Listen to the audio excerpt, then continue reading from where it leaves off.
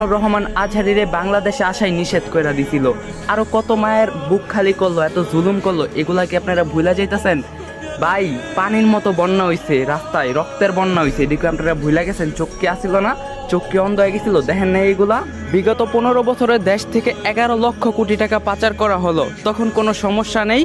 কিন্তু গতকালকে গণভবনের চেয়ার আর শাড়ির জন্য খুব মায়া, কিন্তু গণভবনে যে লাশগুলা পাওয়া গেল সেই লাশগুলার জন্য কি আপনাদের মায়া নাই? ইভেন অনেকে তো এগুলোও বলতেছে যে আগে আমরা দুবেলা ভাত খাইতে পারতাম, আমরা এখন এটাও পাবো না। তো আপনাদের উদ্দেশ্যে কিছু কথা বলি, আপনারা যারা এই কথা বলতেছেন, আজকে যদি ছাত্ররা হাইরা যেত, আদৌ কি আপনারা ভালো থাকতে পারতেন? আসলে আবেগ দিয়ে অনেক কথা বলা যায়, পারলে আবেগ দিয়া না বিবেক দিয়া কথা বলেন, নাহলে চুপ থাকেন। যদি ভিডিও ভালো লাগে শেয়ার করবেন, আর যদি ভিডিওর কোনো কথা খারাপ লাগে কিছু করার নাই।